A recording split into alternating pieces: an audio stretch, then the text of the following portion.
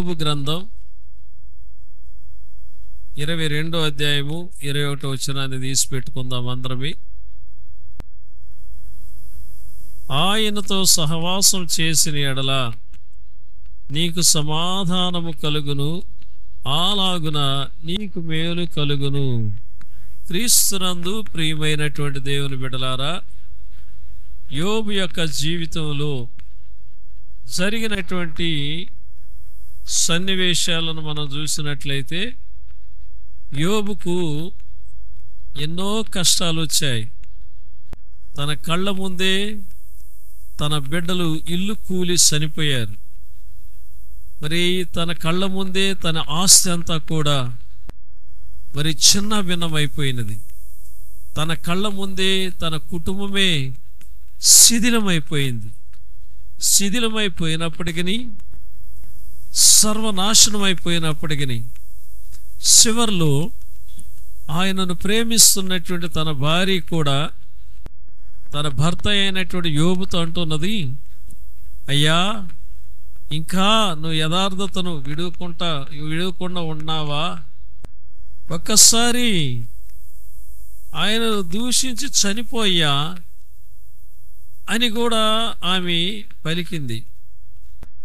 మనకు తెలిసినటువంటి విషయమే.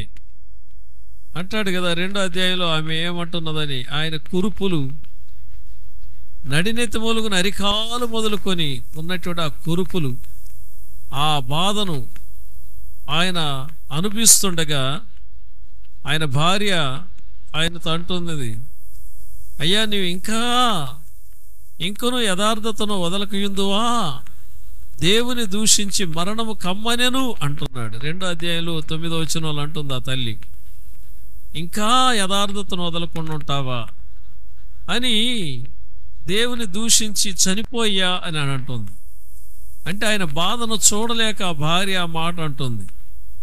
ప్రియమైన దేవుని బిడ్డలారా, ఇన్ని బాధలలో, ఇన్ని కష్టాలలో, ఇన్ని వేదనలలో ఉన్నటువంటి యోబు 2 అంతలు మేలు పొందాడు.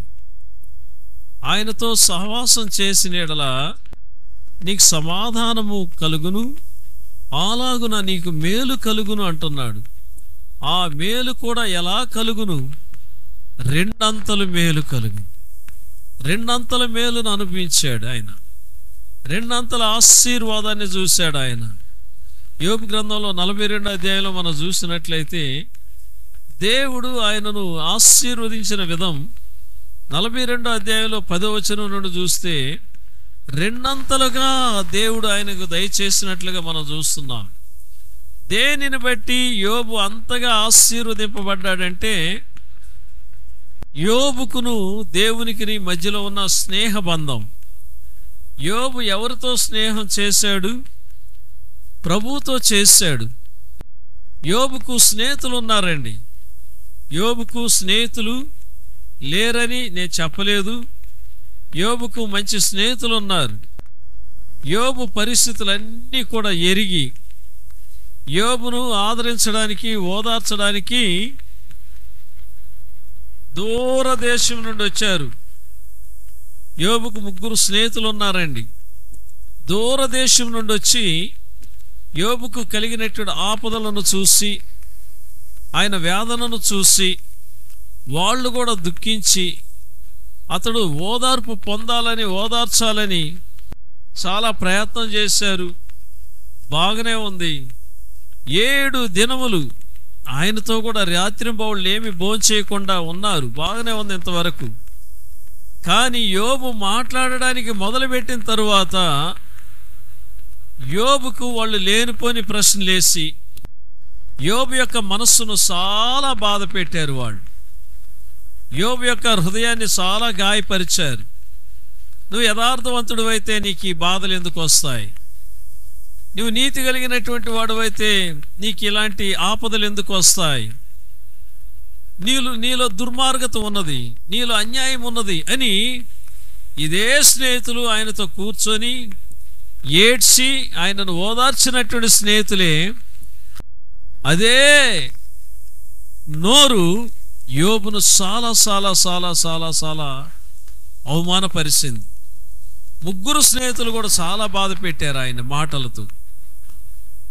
ప్రియమైన దేవుని బిడ్డలారా, యోబు స్నేహితుల యొక్క దృష్టికి యోబు ఆ విధంగా కనపడ్డాడంటే గల కారణం ఏంటంటే, ఒకప్పుడు యోబు యొక్క స్థానం రాయల్టీగా ఉన్నింది, హైఫైగా ఉన్నింది.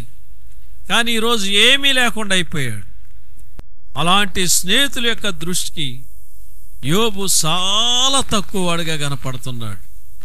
అందుకనే భక్తుడు అంటాడు 38వ కీర్తనలో 11వ వచనంలో అంటాడు, 38వ కీర్తన 11వ వచనంలో మన పితరుడైనటువంటి మన తాత దావీదు గారు అంటారు, నా స్నేహితులను నా చెలికాండ్రును నా తెగులు చూసి ఎడమగా నిలుచుచున్నారు, నా బంధువులు దూరముగా నిలుచుచున్నారు అని. చూస్తున్నారా? ఆయన స్నేహితులు ఆయన కలిగినటువంటి ఆపదలను చూసి, యోబుకు కలిగినటువంటి బాధలను చూసి ఆయన స్నేహితులు కూడా దూరంగా ఉండి ఆయన్ని చాలా బాధ పెడుతున్నారు నోటి మాటలతో. అవును ప్రియమైనటువంటి దేవుని బిడ్డలారా, ఏది ఏమైనప్పటికీ చూడండి, యోబు అంటాడు, నిజంగా 6వ అధ్యాయంలో 14 వచనాలు చూస్తే 14-15 వచనాలు చూస్తే, కృంగిపోయిన వాడు సర్వశక్తుడకు దేవుని యందు భయభక్తులు మానుకొనినను స్నేహితుడు వానికి దయచూప తగును. నా స్నేహితులు ఎండిన వాగువలెను, మాయమైపో జల ప్రవాహం వలెను నమ్మకూడని వారైరి అంటున్నాడు. బాధలు వచ్చినప్పుడు, కష్టాలు వచ్చినప్పుడు, కన్నీరు వచ్చినప్పుడు, అవమానాలు వచ్చినప్పుడు, నిందలు వచ్చినప్పుడు, మనం కృంగిపోయినప్పుడు, మనము ఇక దేవుడు కూడా లేడనుకునే సందర్భాలు వచ్చినప్పుడు, మనము పైకి లెయ్యలేనటువంటి పరిస్థితులు మనకు ఏర్పడినప్పుడు, స్నేహితులైనటువంటి వారు దయచూపింపదగినటువంటి వారు. స్నేహితులు దయచూపించి, స్నేహితులు ఆదరించి, ఓదార్చి, ధైర్యం చెప్పి పైకి లేవనెత్తవలసినటువంటి వారు స్నేహితులు. మంచివారైతే చేస్తారు అలా. కానీ యోబు స్నేహితులను గురించి యోబు అంటున్నాడు, నా స్నేహితులు ఎండిన వాగువలెను, మాయమైపో జల ప్రవాహం వలెను నమ్మకూడని వారైరి అంటున్నాడు. అవును, కొందరు స్నేహితులు ఇలాగనే ఉంటారు. కష్టాలు, బాధలు, వేదనలు వస్తే పత్తా ఉండరు. పచ్చగా ఉన్నటువంటి 4 రోజులు వదిలిపెట్టరండి. స్నేహితులు 24 గంటలు తన చుట్టూ తిరుగుతూ ఉంటారు. ఎప్పుడైతే స్నేహితుని యొక్క స్థితి తారుమారై ఆ స్నేహితుడు కింద పడిపోతాడు, ఈ స్నేహితులు పత్తా ఉండరు. కనుక క్రీస్తునందు ప్రియమైనటువంటి దేవుని బిడ్డలారా, యోబు 2 ఆశీర్వదింపబడ్డాడు గల కారణం ఏమనగా, శాశ్వతమైనటువంటి ప్రేమను చూపించి, శాశ్వతమైనటువంటి ఆదరణను చూపించగలిగే సర్వశక్తుడగు దేవునితో ఆయన సహవాసం చేశాడు. ఈ దేవుడు మాయమైపోయేవాడు కాదు. ఆపత్కాలంలో నీవు నన్ను గూర్చి మొరపెట్టుము, నేను నీకు ఉత్తరమిచ్చెదను అన్నటువంటి వాడు ఈ స్నేహితుడు. అందుకని ఆయనతో సహవాసం చేశాడు యోబు. యోబు యొక్క సహవాసం ఎవరితో? ఆపత్కాలంలో నన్ను గూర్చి మొరపెట్టుము, నేను నీకు సహాయము చేస్తానన్నటువంటి ప్రభువుతో యోబు యొక్క స్నేహం. అంత మాత్రమే కాకుండా ప్రియమైనటువంటి దేవుని బిడ్డలారా, నిజంగా మనం చూసినట్లయితే, ఇంకా 34వ కీర్తనలో చూసినట్లయితే యోబు ఎలాంటి దేవునితో సహవాసం చేశాడంటే, 34వ కీర్తన 5-6 వచనాలు మనం చూద్దాం. ఆ 4వ వచనం నుండి మనం చూద్దాం. నేను యెహోవా యొద్ద విచారణ చేయగా ఆయన నాకు ఉత్తరం ఇచ్చెను, నాకు కలిగిన భయములన్నిటిలో నుండి ఆయన నన్ను తప్పించెను. యోబు ఎలాంటి ఆయనతో సహవాసం చేశాడంటే, మన భయాలలో, బాధలలో, వేదనలలో ఉండి కృంగిపోయినప్పుడు లేవనెత్తగలిగే, భయాలలో నుండి బయటికి తీసుకొని రాగలిగే దేవునితో సహవాసం చేశాడు ఆయన యోబు. దానిని బట్టి ఆయన 2 మేలును అనుభవించాడు, 2 ఆశీర్వాదాన్ని చూడగలిగాడు. అవును ప్రియమైనటువంటి దేవుని బిడ్డలారా, నీవు ఈ లోకంలో ఎవరితో సహవాసం చేస్తున్నావు? ఎలాంటి వాళ్ళతో సహవాసం చేస్తున్నావు? నువ్వు చేసే స్నేహితులు ఎలాంటి వారు? ఒక్కసారి నిన్ను నువ్వు పరిశోధన చేసుకో. ఒక సన్నివేశం జరిగింది బైబిల్ గ్రంథంలో. మనం చూస్తే ఒక విచిత్రమైనటువంటి విషయాన్ని మనం చూద్దాం. 2వ దినవృత్తాంతముల గ్రంథం 20వ అధ్యాయము 25వ వచనాన్ని మనం చూద్దాం. 2వ దినవృత్తాంతముల గ్రంథం 20వ అధ్యాయము 35వ వచనం. దయచేసి క్షమించండి, 35వ వచనం. 2వ దినవృత్తాంతముల గ్రంథం 20వ అధ్యాయము 35వ వచనాన్ని మనం చూద్దాం. ఇది అయిన తరువాత యోధా రాజైన యెహోషాపాతు మిక్కిలి దుర్మార్గముగా ప్రవర్తించిన ఇశ్రాయేలు రాజైన అహస్యాతో స్నేహము చేసెను అంటున్నాడు. యోధా అనగా స్తుతి, ఇశ్రాయేలు అనగా దేవుని యొక్క స్వాస్యం. 12 గోత్రాలలో యోధా గోత్రాన్ని దేవుడు ప్రత్యేకంగా ఎన్నుకున్నాడు. సరే, ఏది ఏమైనప్పటికీ కూడా వీళ్ళు దేవుని బిడ్డలే. యోధారాజు యెహోషాపాతు అయితేమి, ఇశ్రాయేలు రాజు అయిన అహస్య అయితేమి, వీళ్ళు దేవుని ప్రజలు. కానీ ఇక్కడ జరిగిన సన్నివేశం చూద్దాం. అహస్య ఎలాంటి వాడు? దుర్మార్గముగా ప్రవర్తించినటువంటి వాడు, దేవుని భయం లేనటువంటి వాడు, దేవుని భక్తి లేనటువంటి వాడు, నేను దేవుని బిడ్డనని చెప్పుకునేవాడు, నేను దేవుని యందు భయము భక్తి కలిగినటువంటి వాడనని చెప్పుకునేవాడు. కానీ అతనిలో ఏమి లేదు, దైవ భయం లేదు, దుర్మార్గముగా ప్రవర్తించేవాడు. అతని ప్రవర్తనే మంచిది కాదు. అయితే అలాంటి వాడితో యోధారాజు అయినటువంటి యెహోషాపాతు స్నేహం చేశాడు. చూసారా ప్రియమైనటువంటి దేవుని బిడ్డలారా, కొన్ని సందర్భాలలో మనం దేవుని బిడ్డలమని చెప్పుకుంటుంటాం, దేవుని మందిరానికి వస్తుంటాం, వాక్యం వింటుంటాం. కానీ వాక్యానికి లోపడనటువంటి వాళ్ళు కొందరు ఉంటారు, దేవుని వాక్యానికి వ్యతిరేకంగా మాట్లాడే వాళ్ళు కొందరు ఉంటారు, దేవుని సేవకుడికి వ్యతిరేకంగా మాట్లాడే వాళ్ళు కొందరు ఉంటారు, వాక్యానికి విరుద్ధమైనటువంటి వ్యాఖ్యానం చేసేవాళ్ళు కొందరు ఉంటారు, దైవజనుడికి విరుద్ధముగా ఇతరులకు నేర్పించే వాళ్ళు కొందరు ఉంటారు. అలాంటి వాళ్ళతో స్నేహం చేస్తారు కొందరు అని నేను చెప్పాల. ఇక్కడ వాక్యం చెప్తుంది చూడండి. యోధారాజు అయినటువంటి యెహోషాపాతు మిక్కిలి దుర్మార్గముగా ప్రవర్తించిన ఇశ్రాయేలు రాజు అయిన అహస్యాతో స్నేహం చేసెను అంటున్నాడు. ఇలాంటి సందర్భాలలో దేవుడు ఇలాంటి స్నేహం చేసే వాళ్ళని దేవుడు ఓర్చుకుంటాడా? ఓర్చుకోడు.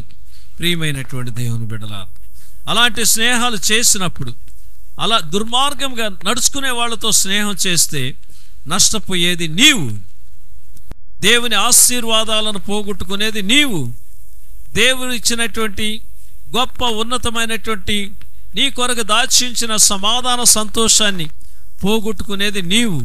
కనుక దేవునికి వ్యతిరేకంగా బ్రతికే వాళ్ళతో స్నేహం చేయకూడదు.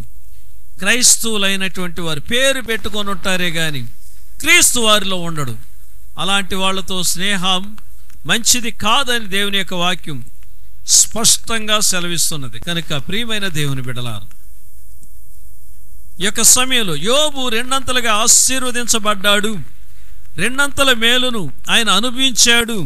ఈ యొక్క 22వ అధ్యాయం, యోబు గ్రంథం 22వ అధ్యాయం 21వ వచనంలో ఆయనతో సహవాసం చేసిన ఎడల నీకు సమాధానము కలుగును, రెండవదిగా అలాగున నీకు మేలు కలుగును అంటున్నాడు.